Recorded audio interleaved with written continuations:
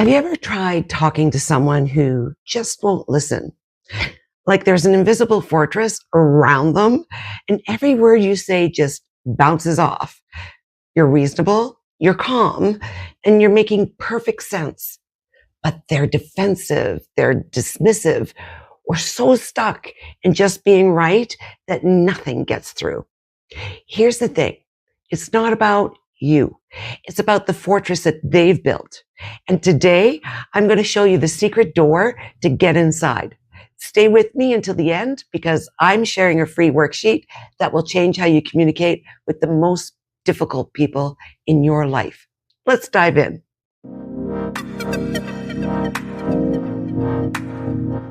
Hey there, and welcome back to Hope Regained. I'm your host, Christiane Boudreau, and I'm so glad you're here today because we're tackling something that honestly affects every single one of us. How do you talk to someone who just won't listen? You know who I'm talking about. Maybe it's your partner who gets defensive the second you bring up something that's bothering you. Maybe it's your coworker who dominates every single meeting and dismisses everyone else's idea.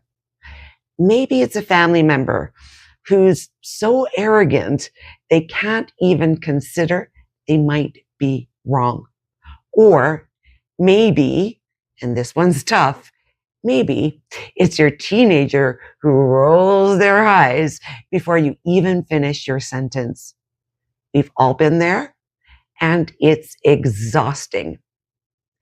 But here's what I've learned and what I'm going to share with you today.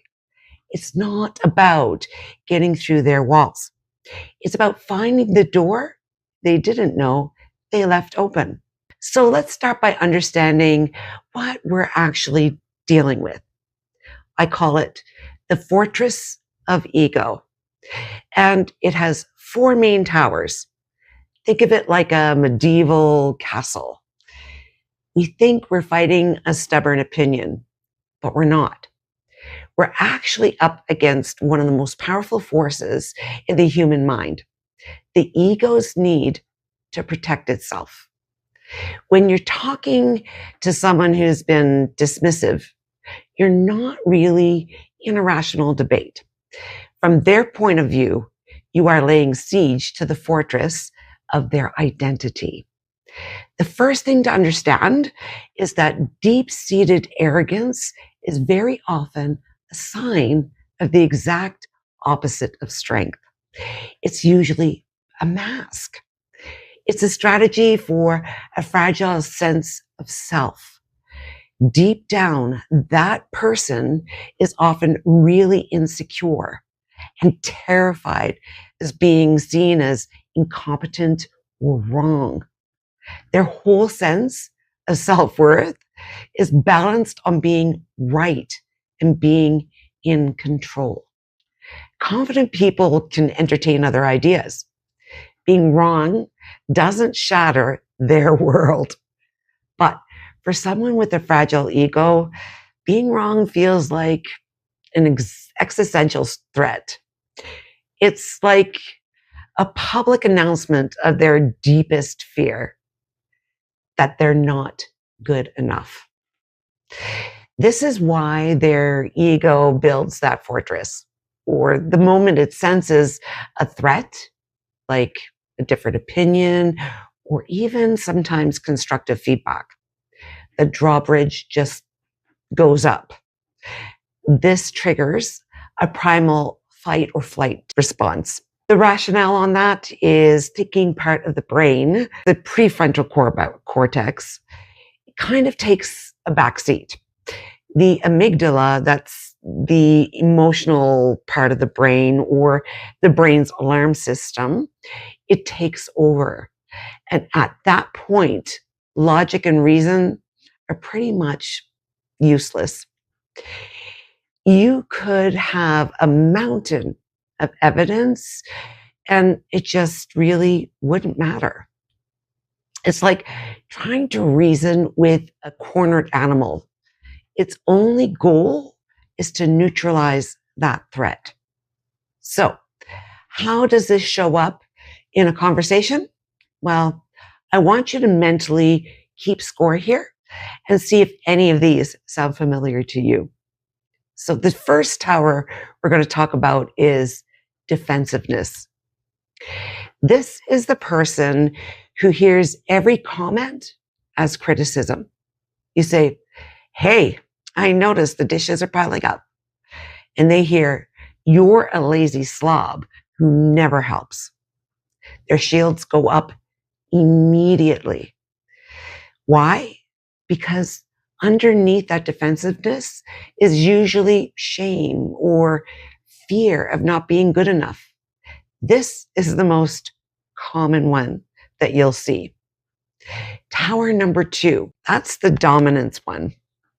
This is the person who needs to be the loudest voice in every single room. They interrupt and they talk over everybody. They make sure their opinion is the one that matters. And here's the thing. It's not confidence. Real confidence doesn't need to dominate. This is insecurity wearing a very loud costume. Tower number 3 is dismissiveness. This one can be really frustrating. You share something important and they minimize it. That's not a big deal. Or you're overreacting. Well, actually, that one I've heard a lot. They deflect, they redirect, or they do anything to avoid truly engaging with what you're saying. It's like talking to a Teflon pan. Nothing sticks. Or the more passive aggressive kind of dominance. And these ones are really difficult to work with. That's the eye roll or the condescending smirk, the sigh. And I'm sure you've heard that one before. It's phrases like, yeah, okay, or if you say so. This behavior is designed to make you and your idea feel insignificant. So they don't even have to engage with it. They're essentially patting you on the head to preserve their own worldview. And lastly, tower number 4, arrogance. The person who already knows everything. They've got it figured out. So your perspective, not needed. Your experience, irrelevant. They're so wrapped up in being right that they can't even see how much they're missing. They act like they have some higher truth that you just don't have access to. They might use condescending language or over-explain simple things like you're a child, what we call patronizing, I guess. This constant self-inflation is a desperate attempt to convince not only you, but also themselves of their own value. Now, before we go any further, I want to address something really important. If you're dealing with somebody who is abusive, verbally, emotionally, or even physically, these techniques are not designed for that type of situation. Abuse is not a communication problem. It's a safety problem. And your safety always comes first. And I mean always. I can't accentuate that enough. But for the everyday difficult conversations with people who aren't abusive, but just really, really hard to talk to, that's what we're focusing on today. Because here's the big secret, and I'm going to reveal this later in the episode. The fortress of ego has a hidden door. And once you know where it is, everything changes. But first, we need to understand why these techniques work. So stick with me. All right. So here's a section, I call it the reflective pivot. And it has 4 steps. But before we break down each step, let me tell you what this technique is not. It's not manipulation. It's not about tricking someone or being fake. And it's not about abandoning your needs or letting somebody walk all over you either. What it is strategic communication that works with human psychology instead of against it. See, when someone is in fortress mode, they're in fight or flight. Their nervous system is activated. Their brain literally can't process new information effectively because it's too busy protecting that ego. So trying to reason with them, present better facts, or explain yourself more clearly is like trying to teach calculus to someone who's running from a bear. The timing is just wrong. The reflective pivot helps you deactivate the defense system first. Then you introduce your perspective. It's like disarming the alarm before you open that door. Let's break down each step, and I'm going to give you real examples because this only makes sense when you see it in action. Step number 1 is the pause and regulate your own response. This is a step everybody wants to skip, and I get it. When someone's being defensive or dismissive, your instinct is to react immediately. Maybe you want to defend yourself or prove them wrong, or just scream, "Are you even listening to me?" But here's the truth. You can't regulate someone else's nervous system when yours is dysregulated as well. Let me say that again.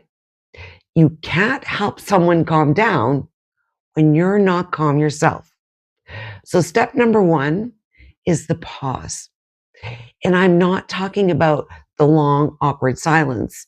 I'm talking about 3 to 5 seconds where you take a breath, notice what you're feeling, whether it's anger, frustration, or hurt. Remind yourself of your goal. Do you want to be right or do you want to be heard? And here's a real example. Let's say you're talking to your partner about vacation planning and they immediately snap. "Why do you always have to complicate everything? I already told you what I want to do." Your instinct might be to fire back, "I'm not complicating anything. You never listen to my ideas." But that is just going to escalate the fortress. Instead, you pause, you breathe, you think, okay, they're activated. Something about the conversation is threatening to them. I need to stay calm so I can actually get somewhere. And here's a pro tip. If you can't regulate yourself in that moment, it's okay to take a real break. "Hey, I want to talk about this, but I need a few minutes. Can we circle back in 10? That's not weakness. That's wisdom. Step number 2, find the hidden positive intent. This step is a game changer, but it requires you to become a bit of a detective. Here's the principle.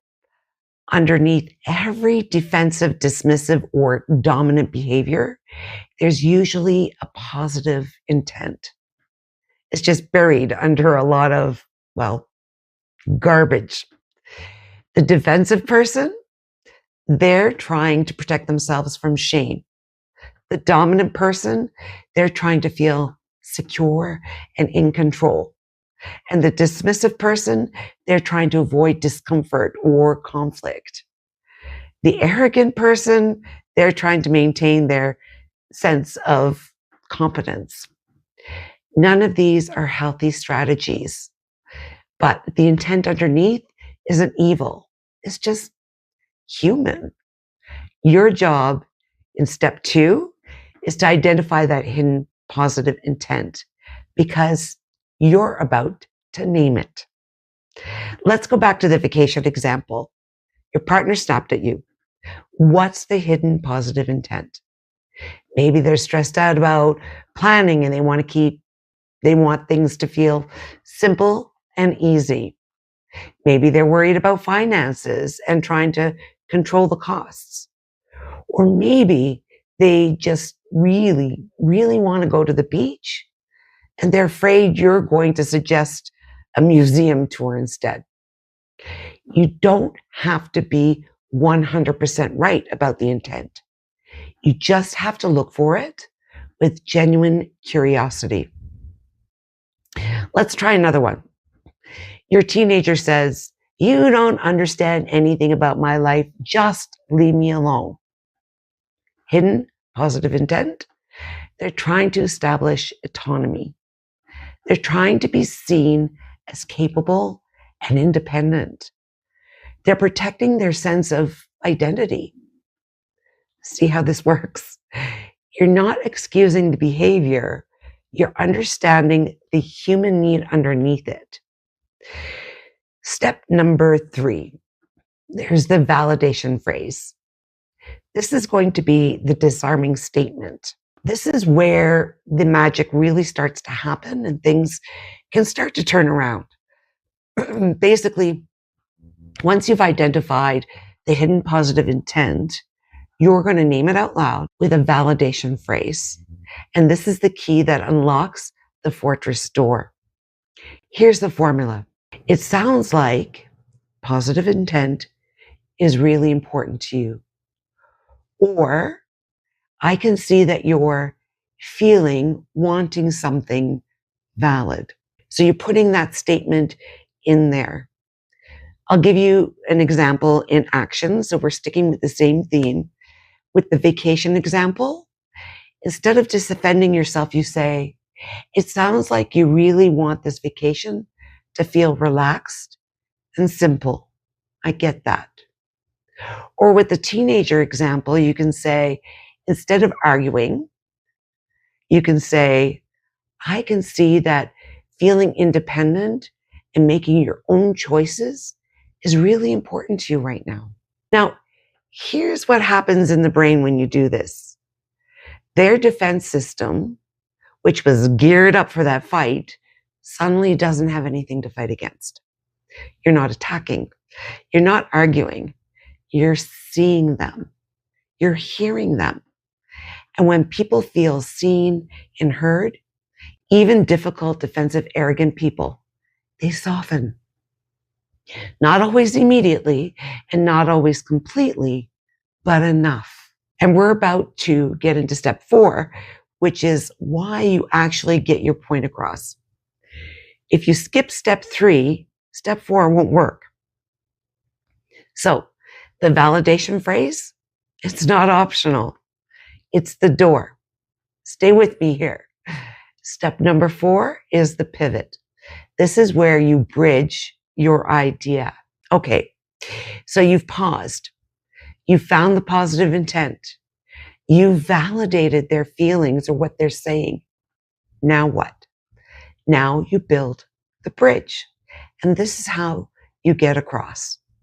The pivot is where you connect their need to your perspective.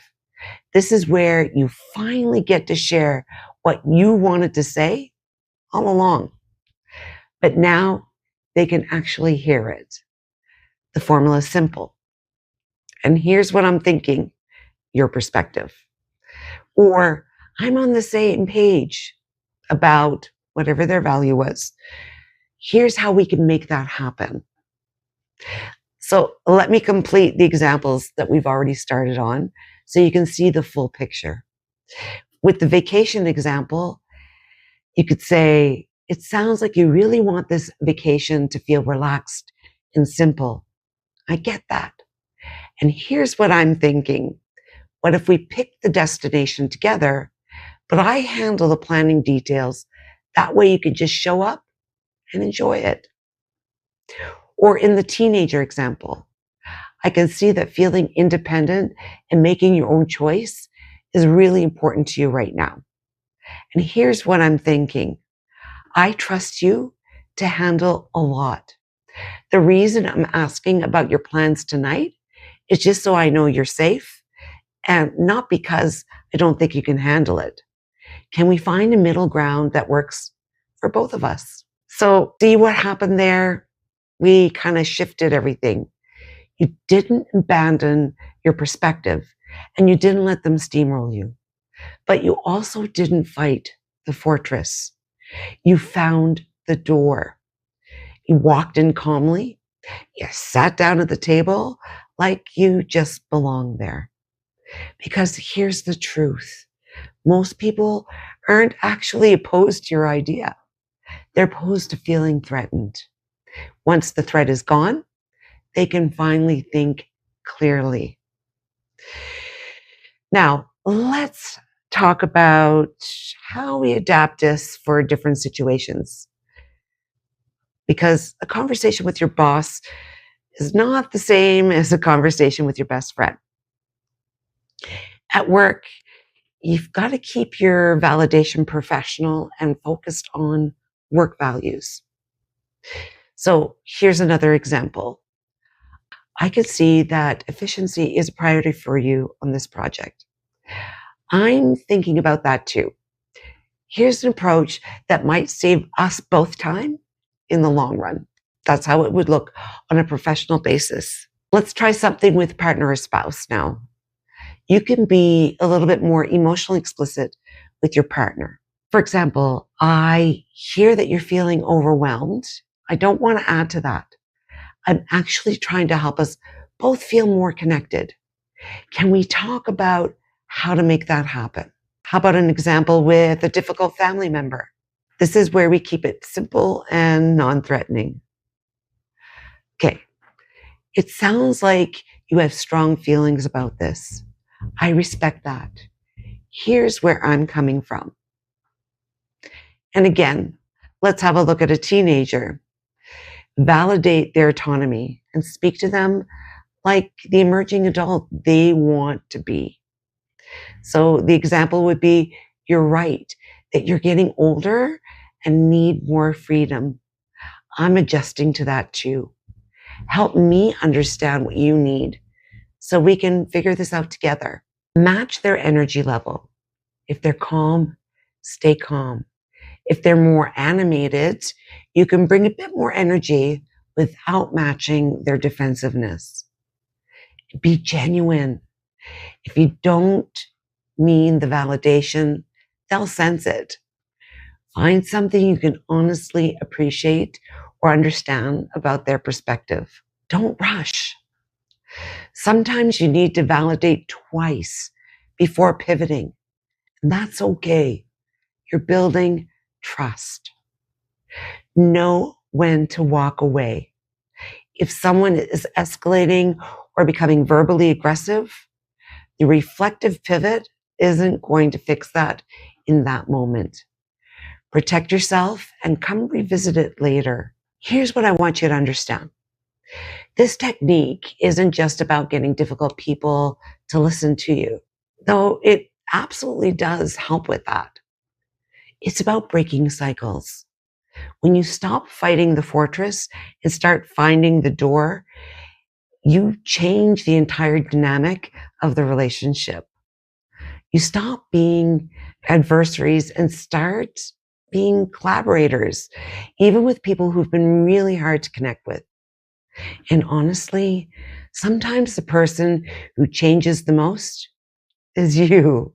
Because when you practice pausing, looking for positive intent, validating and pivoting, you become a more regulated, empathetic, and effective communicator in every area of your life. You stop taking defensiveness personally. You start seeing the fear underneath the arrogance. You become someone who can navigate conflict without losing yourself in it. That's the real transformation. And that's where hope is regained. So remember that fortress I talked about at the beginning? The one that seems impossible to get through? You now have the key. Pause, find the positive intent, validate, pivot. It's not magic. It's just psychology. But when it works, and it does work, it feels pretty magical. Now, I promised you a worksheet, and I keep my promises. Head over to www.hoperegain.com/blog and download the Reflective Pivot Worksheet. It has all the 4 steps laid out, along with real life examples and space for you to practice with your own situations. It's completely free. I made it for you because I want you to succeed in these conversations. And if this episode helped you, do me a favor, share it with someone who's struggling to communicate with a difficult person. Leave a comment on YouTube with your biggest takeaway and subscribe if you haven't already, because we're building a community of people who refuse to give up on connection. Thank you for being here, and thank you for doing the hard work of being a better communicator. And remember, there's always hope. You're worth it. And I'll see you in the next episode.